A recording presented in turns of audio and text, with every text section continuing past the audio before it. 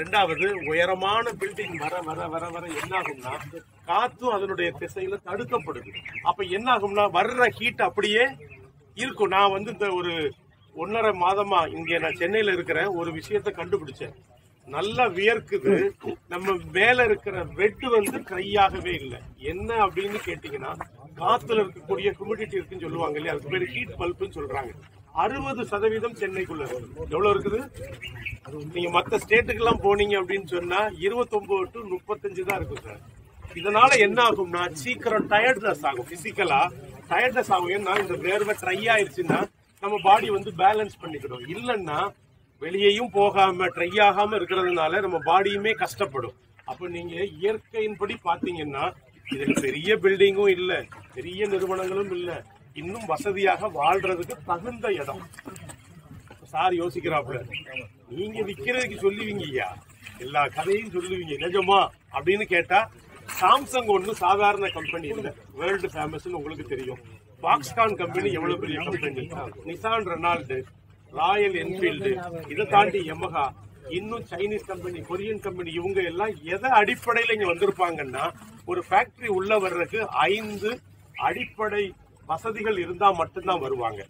ஒன்று, அங்க மேனுபேக்சர் ஆகிறதுக்கு முதல்ல தட்டுப்பாடு இல்லாத கரண்ட் இருக்கணும். சென்னையில எங்கேயாவது தட்டுப்பாடு இருக்குதா உங்களுக்கு கரண்ட்? எங்க தூத்துக்குடியில எல்லாம் அவ்வளவு கரண்டை அள்ளி நீங்க தான் என்ன செஞ்சிருக்கிறீங்க. கல்பாக்கத்துல இருந்து, தூத்துக்குடியில இருந்து, எங்க இருந்து, எல்லா இடத்துல இருந்து எங்கதான் வந்து சேருது. சென்னை வந்து மிகுதியா சர்ப்ளஸா இருக்குது. அப்ப முதல்ல கரண்ட். ரெண்டாவது, உற்பத்தி பண்றதுக்கு கொண்டு வரக்கூடிய ரா மெட்டீரியலுக்கு 4 வேஸ் கேட்பாங்க. சீவே, ஏர்வே, ரோடுவே, ரயில்வே. சென்னையில் எங்கேயா தட்டுப்பாடு இருக்கா? எங்கேயும் தட்டுப்பாடு இருக்கா சார்? அப்ப இது எல்லாமே இவங்களுக்கு இருக்குதுன்றதன் அடிப்படையில தான் அவங்க என்ஓசி எப்படி வாங்கியிருப்பாங்கன்னா மாசு கட்டுப்பாடுல வந்து கரப்ஷன் இல்லை, எதுவுமே பொல்யூஷன் இல்லைன்னு தெரிஞ்சதுக்கு அப்புறம் தான் இங்க எல்லாமே வந்து தயாரிப்பு கிடையாது, எல்லாமே அசம்பிளிங் யூனிட் தான். நீங்க ஸ்ரீபெரும்புதூரால் சொல்லுங்க, அங்க மேனுபேக்சரிங் இருக்குது. ஆனா இங்க இருக்கிறது இந்த 6-வே ட்ராக்குக்கு பின்னாடி போனீங்கன்னா மெடிக்கல் டிவைஸ் இருக்குது. அதெல்லாம் நம்மளுடைய மருத்துவ பரிசோதனை, அது வந்து அந்த பயன்படுத்தக்கூடிய பொருட்கள். அடுத்தது ரோடுவே நல்லா இருக்கு, சீவே நல்லா இருக்குது. இதை தாண்டி நமக்கு ரயில்வே நல்லா இருக்குது. இப்ப பரந்தூர் விமான நிலையம் எங்க சார் இருக்குது? கேள்விப்பட்டிருப்பீங்கன்னு நினைக்கிறேன். எங்க இருக்குது? நம்ம இந்த பெங்களூர் ரோட்ல தான் இருக்குது. நம்ம ஸ்ரீபெரும்புதூர்ல இருந்து சுங்குவார் சத்திரம் தாண்டின ஒரு 10-12 கிலோமீட்டர்ல இருந்து வந்துடும், பரந்தூர் வந்துடும். ஒரு சில நெருக்கடினால இந்த இடத்தை எடுத்து ஸ்டேட் கவர்மெண்ட் சென்ட்ரலுக்கு கொடுக்க முடியாம இருக்குது. அதுவும் சரியாயிரும். அதுவும் சரியாயிட்டுன்னு சொன்னா 2026-27 இன்டர்நேஷனல் மட்டுமா இருக்குமா, அல்லது இப்ப இருக்கிற மீனம்பாக்கம் வந்து டொமஸ்டிக்கா இருக்குமா, இல்ல அது வெறும் கார்கோவா இருந்து ரெண்டுமே அங்க போகுதா, அது இனிதான் நமக்கு தெரியும். ஏன்னா பெங்களூர்ல ரெண்டுமே தனித்தனியா தான் இருக்குது. அப்ப ஏர்வே நல்லா இருக்குது, ரோடுவே நல்லா இருக்கு. ரயில்வே பொறுத்த வரைக்கும் இப்ப யாராவது பூந்தமல்லியில இருந்து வந்திருக்கிறீங்களா? மெட்ரோ எது வரைக்கும் நகட்டு வந்திருக்கு சார்? சார் போரூர் கண்டினியூவா வருது. வடபழனியில இருந்து போரூர் தாண்டி அப்படியே எங்க வந்துகிட்டு இருக்குது? இப்போ நம்ம பூந்தமல்லி வந்துருச்சு. இது எங்க வர வேண்டி இருக்கு அப்படின்னா இது அப்படியே தொட்டு எங்க போயிடும்? பரந்தூர் வரைக்கும் போயிடும். பரந்தூர் போயிட்டு உரகடம் டு கிளாம்பாக்கம் டு திருப்பி ஜிஎஸ்டி ரோடுல எங்க போய் சேர்ந்துக்கிடும்?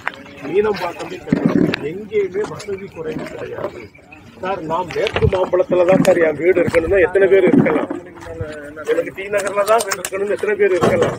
அப்ப அது எல்லாமே எங்க கடந்து வந்துருச்சு அப்படின்னு சொன்னீங்கன்னா நம்ம இருக்கிற ரோட்ல இருந்து நேரா உரகடம் ஜங்ஷன், இது முடிஞ்ச உடனே படப்பைக்கு உள்ள திரும்பின உடனே மன்னிவாக்கம் திரும்பின உடனே முடிச்சூர் முடிச்சு எந்த ஊர் வரும்?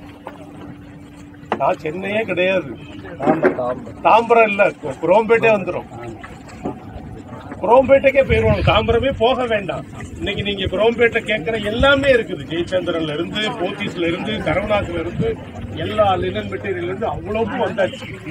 ஹைஜீனிக்கான இடமும் வந்துருச்சு. கல்வி நிலையத்தை பொறுத்த வரைக்கும் இங்க இருந்து 3வது கிலோமீட்டர்ல, அதாவது வண்டலூர் வாலஜா ரோட்ல பிஎஸ்பி மெடிக்கல் காலேஜ் இருக்குது.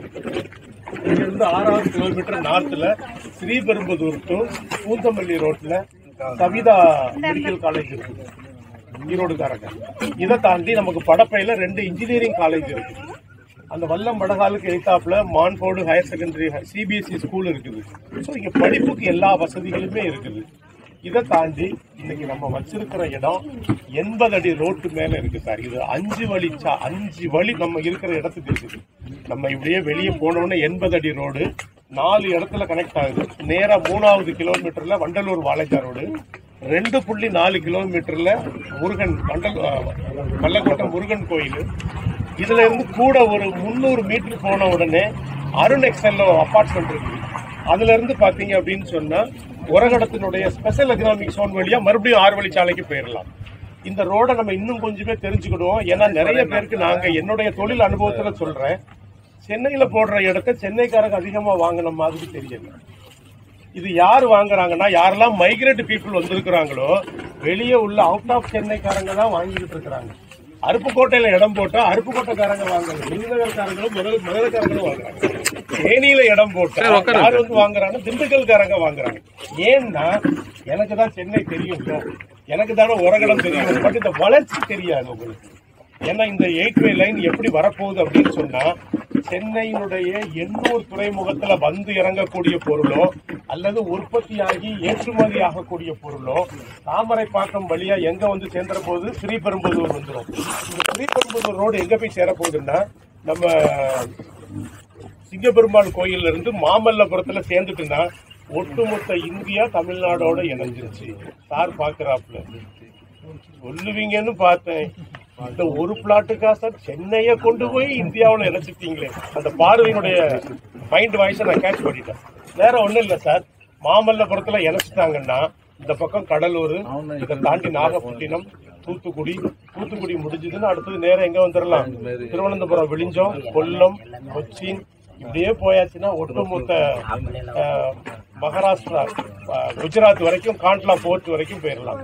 கிழக்க எங்க போயிடலாம், ஏதாவது ஃபில்லிங் தி பிளாங்க்ஸ் வருவீங்கன்னு பாக்குறேன், கல்கட்டா வரைக்கும் போயிடலாம். அப்ப என்ன ஆகும் அப்படின்னா, இந்த இடங்கள்லாம் என்ன ஆயிரும் அப்படின்னா, பெங்களூர்ல இருந்து வரக்கூடிய சுந்துவார் சத்திரம் 8 வழிச்சாலையும், நமக்கு முன்னாடி இருக்கக்கூடிய சிங்கப்பெருமாள் கோயில் ஸ்ரீபெரும்புதூர் 8 வழிச்சாலையிலையும் எனக்கு ஒரு இடம் 80 அடி ரோடு மேல நான் உட்கார்ந்து இருக்கிற 40 அடி ரோடு பக்கத்துல இருக்குன்னா அது எவ்வளவு பெரிய அடுத்த தலைமுறைக்கான ஒரு பெரிய கிஃப்ட்னு பாருங்க. நீங்க எதை கொடுத்தாலும் அதை கெடுத்து போடுறதுக்கு வாய்ப்பு இருக்கு. பணத்தை உடைக்க முடியும், தங்கத்தை விற்க முடியும், ஆனா நிலத்தை மட்டும் என்ன செய்ய முடியாது, அவ்வளவு சுலபத்துல விற்கிறதுக்கு முடியாது. யாராவது ஒருத்தர் வித்துட்டாருன்னு என்ன சொல்லக்கூடாது, அவர் ஒரு கேஸ் விட்டுறலாம். ஏன்னா இது தலைமுறை தாண்டிய ஒரு ஆசீர்வாதம். நம்ம ஒருத்தர் வீடு கட்டிட்டாருன்னா அவருக்கு, அவருடைய பையனுக்கு, அவருடைய பேரனுக்கு இப்படி தலைமுறையா போகும். 50,000 ரூபாய் வழிகாட்டுதல், அரசு வழிகாட்டுதல் மதிப்பு, கைட்லைன் வேல்யூ 900 ரூபாய். இந்த பேங்கர்ஸ் 2-3 பேர் இங்க இருக்கிறாங்க, அவங்களோட நீங்க வேணும்னா லோன், பர்ச்சேஸ் லோனே வாங்கிக்கலாம். 10 இயர்ஸ் வரைக்கும் அவங்க கொடுக்குறாங்க. அந்த சிவில் நல்லா இருந்து ரிட்டர்ன் இன்கம் இருந்தா 8.75 தான். அதுவும் சுந்தரம் ஃபைனான்ஸ் என்ன சொல்லியிருக்கிறாங்கன்னா, மார்க்கெட் வேல்யூலேயே நாங்க 3 மடங்கு தாரோன்னு சொல்லியிருக்கிறாங்க, 3:4 அதே மாதிரி தாரேன்னு சொல்லியிருக்கிறாங்க. அப்போ பணத்தை பத்திய ஒரு ஐடியாவும் நமக்கு கிடைச்சிருச்சு. சைஸ் வந்து 600 ஸ்கொயர் ஃபீட்ல இருந்து, அதாவது 1/4 கிரவுண்டு, அரை கிரவுண்டு, 3/4 கிரவுண்டு, 1 கிரவுண்டு வரைக்கும் இருக்குது. நம்ம சைஸ் வாரியாவும் இருக்குது. முன்னாடி பின்னாடி அப்படிலாம் ஒரு மாற்றம் கிடையாது. ஏன்னா பின்னாடி நம்ம நிறுவனம் பெரிய அளவுக்கு கமர்ஷியல் அசெட்ஸை கொண்டு வர்றதுக்கு ட்ரை பண்ணிக்கிட்டு இருக்கிறோம். அது நாங்க பின்னாடி உங்களுக்கு அறிவிக்கிறோம். பட் பின்னாடி வாங்குறவங்களுக்கு ஒரு பம்பர் தான். நம்ம வழக்கமாவே வந்து ஏதாவது ஒரு பொருள் வாங்க போனா 2க்கும் ஒரே மதிப்பு தான். ஆனா நம்ம என்ன சொல்லுவோம், சார் இதை விட கூட்டினது இருக்குதா கேட்போமா, கேட்க மாட்டோமா? அதே மாதிரி நான் 1800 உடனே சார் அது ரொம்ப கம்மியும் அப்படின்னு நினைச்சிடாதீங்க. அந்த இடத்துலதான் நம்மளுடைய கமர்ஷியல் அசெட்ஸ் வருது. இப்போ இமிடியேட்டா நாளையில இருந்து நான் பதிய போறேன் சார், இப்படியே நாங்க எழுந்திருச்சு ஒரு 90 பிளாட் வாங்குறேன் அப்படின்னா இந்த 1, 2, 3ல உடனே பதிஞ்சுக்கலாம். இல்ல சார் நான் ஒரு 10 டேஸ்க்கு அப்புறம் பதிஞ்சுக்கிறேன்னா 4 and 5ல நம்ம பதிஞ்சுக்கலாம். ரோடு சொல்லியிருக்கிறேன், கல்லூரிகள், பள்ளிக்கூடங்கள் சொல்லியிருக்கிறேன், வாகன வசதி சொல்லியிருக்கிறேன், சுற்றி இருக்கிறவங்களை பற்றி சொல்லியிருக்கிறேன். நீங்க ஒருவேளை அரை கிரவுண்டு 1 கிரவுண்டு வாங்குறதுக்கு பல முறை யோசிக்கலாம், தவறு இல்லை. கொஞ்சம் இப்படி போற வழியில வல்லக்கோட்டை முருகன் கோயிலுக்கு போற வழியில பாக்ஸ்கான் கம்பெனி அவனுடைய ஸ்டாஃபுக்காக ஒரு 18,000 குடியிருப்புகளை தான் கட்டி வச்சிருக்கிறார். அப்ப அவரு சிந்திச்சிருப்பாரா, இதை யோசிச்சிருப்பாரா, இதை பத்திய ஒரு என்ஓசி கவர்மெண்ட்ல வாங்கியிருப்பாரா, இது ஆகும் ஆகாதுன்னு தெரிஞ்சிருப்பாரு இல்லையா? பாக்ஸ்கானுடைய அபார்ட்மெண்ட் எனக்கு தெரிஞ்சு வேற எங்கேயுமே பிரைவேட் லேண்ட் இல்லை சார். இது ஒன்னும் இறைவன் அருளால 2014 இருந்து காக்கப்பட்டிருக்கு அப்படின்னு தான் சொல்லணும். இனி வரக்கூடிய அடுத்த தலைமுறைகளுக்காக இது இருக்கு. அப்படித்தான் நம்ம சார். இந்த போட்டிருக்கிற போர் வந்து 2 போர் இருக்கு சார். ஒரு போர் இந்த இருக்குது, இன்னொரு போர் அதுல இருந்தே உயர் போய் இந்த 53வது பிளாட்ல இருக்குது.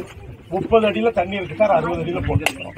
இன்னும் இது பயன்படுத்தாத ஏரியா, அதனால தண்ணி வளமாவே இருக்கு. பக்கத்துல ஏரியில இருக்கு. அது போக இந்த இடமே பாத்தீங்க அப்படின்னா கான்வே மேப்னு சொல்லுவாங்க. அதாவது தண்ணி வந்து இந்த ஃபேக்டரிகளுக்கு சேதம் ஆக்காதபடிதான் இந்த இடத்தையே லேண்ட்ஸ்கேப்பிங் பண்ணிருக்காங்க கவர்மெண்ட். என்ன மழை தண்ணி வந்தாலும் அது வாட்டர் சேவிங்ஸ்ல அது வெளியே போயிடும். கிரவுண்ட் சேவிங்ஸ் பாதிப்பு வராது. ஏன்னா இந்த டிசம்பர்ல இங்க வரல. டிசம்பர்ல வந்த இடம் எது சார் வந்துச்சு? சென்னையில எந்த இடம் வந்துச்சு சொல்லுங்க. அது எதனால வந்துச்சு? தண்ணி போற இடத்துல எல்லாம் நம்ம போய் குறுக்க போய் நின்றுகிட்டோம். இங்க அப்படி எதுவுமே இல்லை. ஆமா சார், பாக்கி எல்லாம் சோல்ட் அவுட் சார். இவ்வளவுதான். பேஸ் 3ல கூடுதலா இருக்கு. அதாவது பேஸ் 1ல 20 பிளாட் இருக்குது, பேஸ் 2ல ஒரு 10 பிளாட் இருக்குது, பேஸ் 3ல 60க்கு மேல இருக்கு. 90 பிளாட்.